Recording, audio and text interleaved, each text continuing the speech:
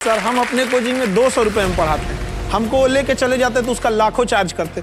गरीबों का क्या होगा सर? ये शब्द किसी फिल्मी स्क्रिप्ट की नहीं, ये दहाड़ है उस शख्स की जिसे आज दुनिया खान सर के नाम से जानती है। एक ऐसी मिसाल जिसने एडटेक की एक बड़ी कंपनी के 107 करोड़ के ऑफर को ठुकरा दिया। जानते हैं क्यों? क्योंकि उनके लिए शिक्षा कोई धंधा नहीं बल्कि एक मिशन है। लेकिन दोस्तों, खान सर अब सिर्फ क्लासरूम तक सीमित नहीं है, अब उन्होंने वो मोर्चा संभाल लिया है जिसे संभालने की जिम्मेदारी हमारे पॉलिटिशियन की होनी चाहिए।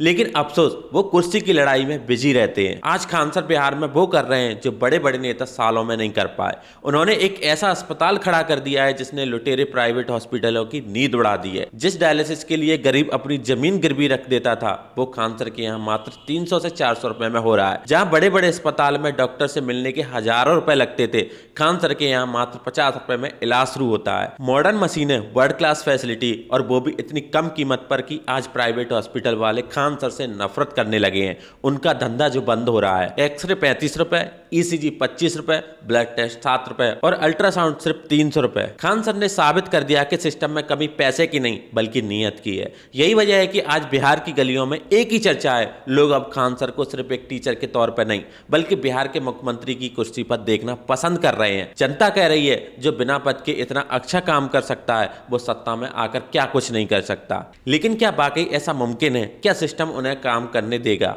आज के इस वीडियो में हम देखेंगे कि कैसे देवरिया का एक लड़का जिसका सपना फौज में जाना था, वो कैसे बन गया करोड़ों दिलों की धड़कन और बिहार का सबसे बड़ा एजुकेशन टाइकून। लेकिन दोस्तों, उससे पहले मेरा आपसे एक बहुत बड़ा सवाल है। आज जिस तरह बिहार का युवा और गरीब तबका खान सर पर भरोसा कर रहा है, क्या आपको लगता है कि खान सर को बिहार का अगला मुख्यमंत्री बनना चाहिए? क्या एक शिक्षक के हाथ में सत्ता की कमान देने से बिहार की तकदीर बदल जाएगी?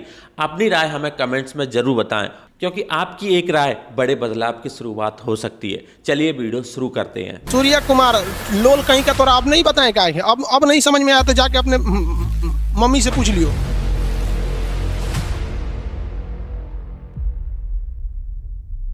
कहानी शुरू होती है 1993 में। उत्तर प्रदेश के देवरिया में जन्मे फैजल खान, जिन्हें आज हम खान सर कहते हैं, उनका बचपन मुश्किलों में था। पिता कॉन्ट्रैक्टर थे, काम कभी मिलता था तो कभी नहीं मिलता। माता गृहिणी थी, पर स्थिति देख खान सर को समझ आ गया कि गरीबी का ताला सिर्फ शिक्षा की चाबी से ही खुलेगा। बड़े भाई फौज में थे तो खान सर ने भी ठान लिया कि उन्हें वर्दी पहननी है। उन्होंने एनडीए का एग्जाम निकाला, मेहनत की, लेकिन मेडिकल टेस्ट में एक छोटी सी शारीरिक कमी, उनके हाथ के टिल्ट की वजह से उन्हें रिजेक्ट कर दिया गया। वो पल उनकी जिंदगी का सबसे बड़ा दर्द था। खान सर कहते हैं, बात ये नहीं कि हम फौज के बगैर जी नहीं सकते, सवाल ये था कि बिना फौज हम जीना नहीं चाहते थे। जब फौज की वर्दी पहनने का सपना टूटा तो खान सर पूरी तरीके से टूट चुके थे। खाली हाथ और भारी मन के साथ वो पटना आए। तब उनके पास ना कोई विजन था, ना कोई बड़ा प्लान। दोस्तों ने हिम्मत बढ़ाई और कहा, भाई तू पढ़ाता अच्छा है, कोचिंग क्यों नहीं शुरू करता? अब उस नज़ारे की कल्पना कीजिए कि पटना की एक छोटी सी तंग गली, एक अंधेरा कमरा और सामने कोई हजारों की भीड़ नहीं बल्कि सिर्फ 6 बच्चे बैठे थे। खान सर के चेहरे पर उस समय दाढ़ी भी नहीं थी, वो खुद एक स्टूडेंट जैसे दिखते थे। वो 6 बच्चे उन्हें देख रहे थे और खान सर उन्हें। बच्चों के मन में शक था कि कल का लड़का हमें क्या पढ़ाएगा। लेकिन जैसे ही खान सर ने चौक उठाई और अपना वो देसी अंदाज शुरू किया, उन 6 बच्चों की आंखों में चमक आ गई। उन्हें समझ आ गया था कि ये कोई मामूली टीचर नहीं। वो 6 बच्चे अगले दिन 12 हुए, फिर 60 और फिर 600 और देखते ही देखते पटना की सड़क पर ट्रैफिक जाम होने लगा, क्योंकि खान सर की क्लास शुरू होने वाली थी। खान सर का सितारा चमक तो रहा था, लेकिन वो अब भी एक किराए के सिस्टम के नीचे दबे थे। जिस प्राइवेट इंस्टीट्यूट में वो पढ़ाते थे, वहां की मालिकों की आंखें अब लालच में उतर आई थीं। उन्होंने खान सर पर दबाव डाला कि सर भीड़ बहुत हो चुकी है, अब फीस बढ़ाओ। गरीब हो या अमीर, हमें सिर्फ मुनाफे से मतलब है। खान सर ने उन मालिकों की आंखों में आंखें डालकर बस एक ही सवाल पूछा, साहब अगर फीस बढ़ गई तो रिक्शे वालों का बेटा कहां जाएगा और मजदूर की बेटी कहां जाएगी, जो 200 रुपए बचाकर मेरे पास आती हैं? जब मैनेजमेंट नहीं माना तो खान सर ने उसी पल अपना बैग उठाया और बिना पीछे मुड़े उस मोटी सैलरी वाली नौकरी को लात मार दी। उनके पास रहने को खुद का कोई ठिकाना नहीं था, लेकिन इरादा पक्का था। इसी स्वाभिमान की आग से जन्म हुआ Khan sir GS research centre का, एक ऐसी जगह जहां शिक्षा खरीदी नहीं बल्कि बांटी जाती थी। लेकिन सफलता इतनी आसान नहीं थी। जैसे जैसे खान सर की फीस कम हुई, लोकप्रियता बढ़ने लगी। पटना के कोचिंग माफिया की दुकानें बंद होने लगी। 2018 से 19 का वो दौर था जब खान सर को धमकियां मिलना शुरू हुई थी। और फिर एक शाम जब पूरा पटना अपने घरों की तरफ जा रहा था, अचानक खान सर के कोचिंग सेंटर के बाद बम फटने लगे। 25 से 30 गुंडे हाथों में देसी बम और हथियार लेकर उनके सेंटर को निशाना बना रहे थे। मंजर इतना खौफनाक था कि आसपास के लोग भाग खड़े हुए। 25-30 बमबाज आया था, इसको किसने भेजा था? अब ये उस समय एक कंपटीशन ही फील होती है कि ये उन लोग को लग गया था कि ये खान सर जो है ना, अब इनको हम उन लोग देख लिए थे कि हम मनी माइंडेड नहीं है। धमाकों की गूंज ने पूरे इलाके को दहला दिया। हमलावरों का मकसद था कि खान सर को या तो खत्म कर दो या इतना डरा दो कि वो पटना छोड़ दें।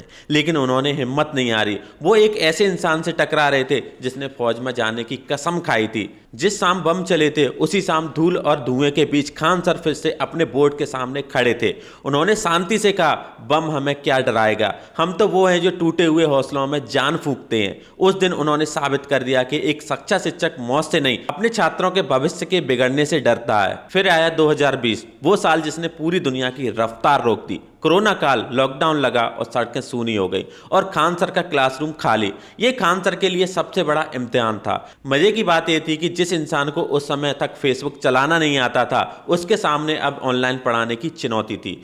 उन्होंने अपने दोस्तों की मदद ली, एक पुराना मोबाइल स्टैंड लगाया और यूट्यूब पर अपनी पहली वीडियो डाली। रॉकेट साइंस हो, इजराइल फिलिस्तीन की जंग हो या यूपीएससी की मुश्किलें, खान सर ने अपनी भोजपुरी टच और देसी मिसालों से इसे इतना आसान बना दिया कि पढ़ाई मनोरंजन बन गई। देखते ही देखते सिर्फ छात्र ही नहीं बल्कि घर की आंटियां, मम्मियां और यहां तक कि दादा दादी भी उनके फैन हो गए। लेकिन खान सर का मिशन यूट्यूब के सब्सक्राइबर्स तक नहीं रुका। उन्होंने देखा कि बिहार का गरीब आदमी इलाज के अभाव में दम तोड़ देता है।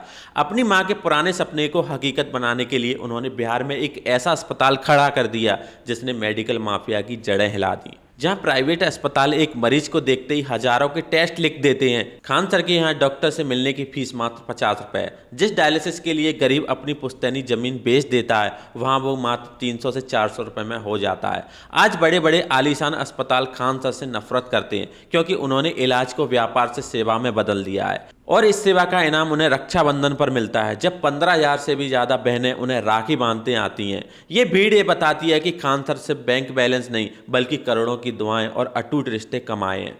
तो दोस्तों, खान सर की कहानी हमें सिर्फ एक टीचर के बारे में नहीं बताती बल्कि यह सिखाती है कि अगर इरादे फौलादी हों तो एक अकेला इंसान भी पूरे सिस्टम को चुनौती दे सकता है। आज बिहार की गलियों से लेकर दिल्ली के गलियारों तक एक ही चर्चा है, क्या खान सर जैसा जुनून हर शिक्षक में होना चाहिए। वो कहते हैं, जेब में गांधी हो या ना हो, दिल में एक आंधी होनी चाहिए। और खान सर ने यह साबित कर दिया कि वो आंधी आज पूरे हिंदुस्तान में बदलाव ला रही है। जाने से पहले अपना वो वादा मत भूलिए। कमेंट्स में हमें जरूर बताइए कि क्या खान सर को बिहार के मुख्यमंत्री के रूप में देखना चाहते हैं। आपकी राय इस चर्चा को एक नई दिशा देगी। वीडियो को लाइक करें और ऐसी ही पावरफुल वीडियो को देखने के लिए चैनल को सब्सक्राइब जरूर कर देना। मिलते हैं एक और वीडियो में, तब तक के लिए जय हिंद।